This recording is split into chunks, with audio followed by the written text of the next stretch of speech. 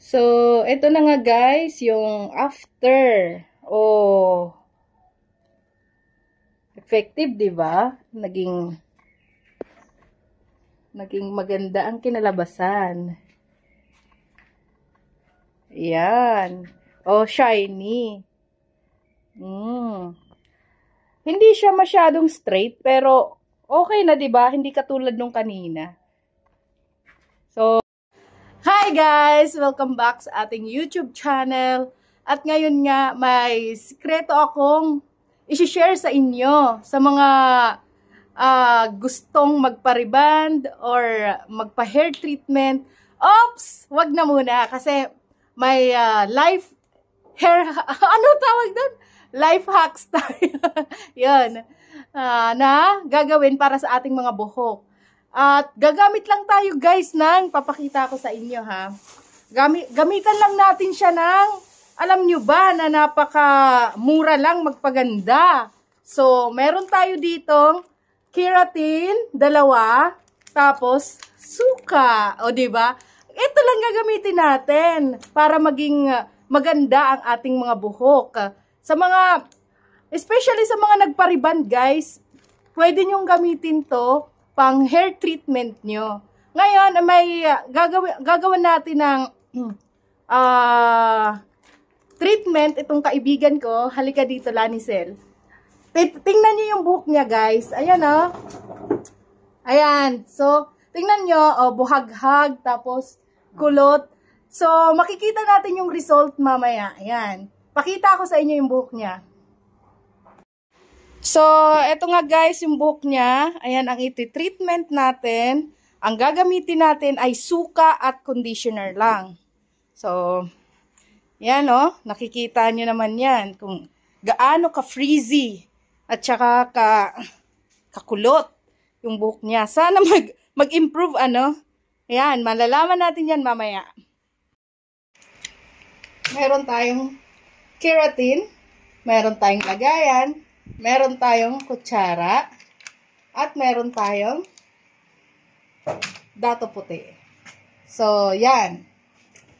Ang gagawin natin guys, imimix natin to, itong keratin, mix natin yan. Yan.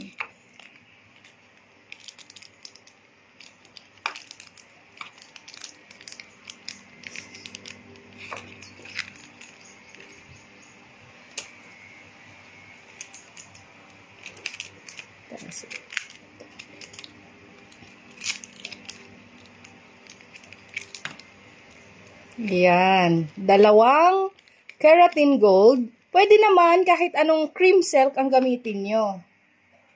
Yan. Tapos, lalagyan natin siya ng suka. Yung suka na ilalagay natin guys, 3 kutsara kasi yung, kung nakita nyo yung buhok niya ay masyadong mahaba. Yan. 1, 2, 3. Yan, ihalo lang natin siya. Yan, i-mix lang natin. Hanggang sa maano na siya, maging okay na. Ayan nga guys, na-mix well na natin yung suka at saka yung conditioner. Ang tanong, natapon. Ang tanong guys, hindi ba daw magiging amoy suka yung buhok kapag nalagyan natin? Nilagay natin to sa buhok ng isang tao. Siyempre guys, hindi. Kasi mangingibabaw pa din ang conditioner. Diba? So, ayan. Simulan na natin yung proseso. So, ayan nga guys, nahalo na natin yung conditioner at saka suka dito sa lagayan. Ang gagawin natin ngayon ay i-apply na natin dito sa buhok ng kaibigan natin. So, yan. Panoorin nyo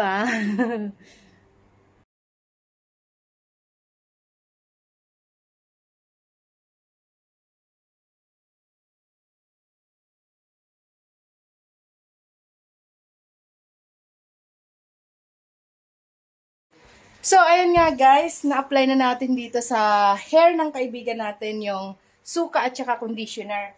At saka mayroon pang natira. Etong natira, tingnan nyo, oh, iaano na natin yan, uubusin na natin yan dyan sa buhok niya para talagang maganda ang kalalabasan. Excited na ba kayo? Ikaw, excited ka na? Siyempre. Sige, go, go, go!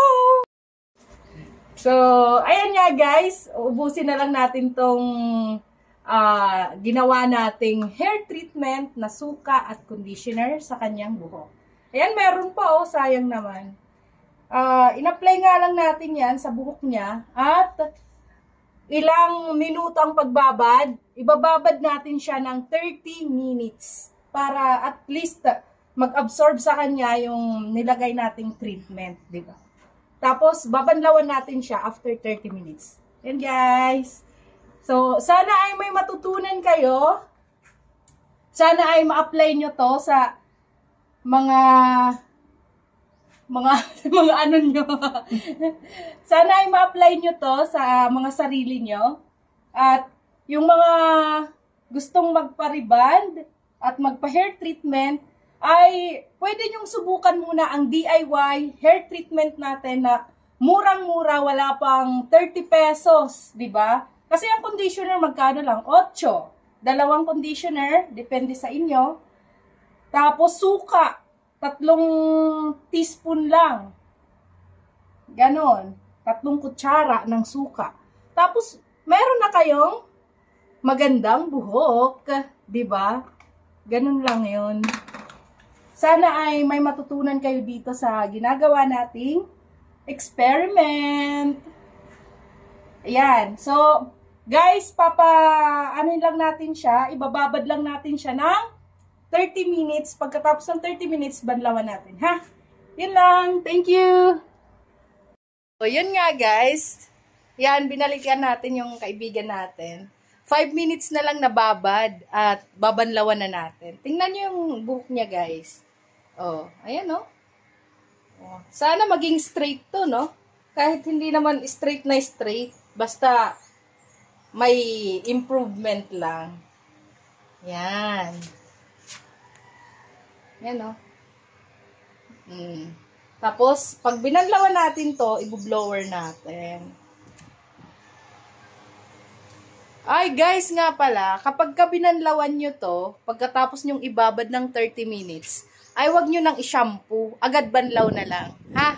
Para hindi matanggal yung kanyang gamot. Yan lang. So, ayun nga, guys, nandito na tayo. Babanlawan na natin yung buhok ni Lani. Yan.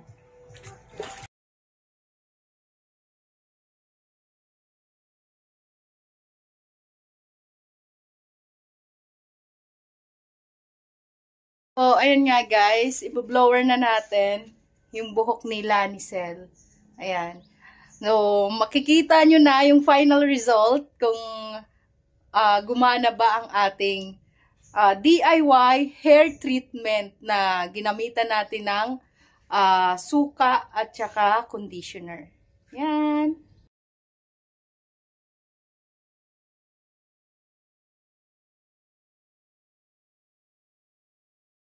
So, ito na nga guys, yung after. Oh, effective, di ba? Naging maganda ang kinalabasan. Yan. Oh, shiny. Hindi siya masyadong straight, pero okay na, di ba? Hindi katulad nung kanina. So, Lanicel, anong masasabi mo na medyo gumanda-ganda na yung buhok nyo? Dumulas. Tsaka ano na siya, di na siya kulot. Hindi na masyadong kulot, ano? So, anong masasabi nyo? Masasabi mo sa ating mga taga-subaybay na gustong magpa-reband na wala pang budget? Eto na ang para sa inyo, di ba? Na pwede silang gumawa DIY, do it yourself, na napakasimple lang gawin, murang-mura lang, suka lang, at saka cream silk or conditioner na gagamitin. Kahit anong conditioner, basta conditioner. Diba? So, ayan, thank you so much. Bye-bye.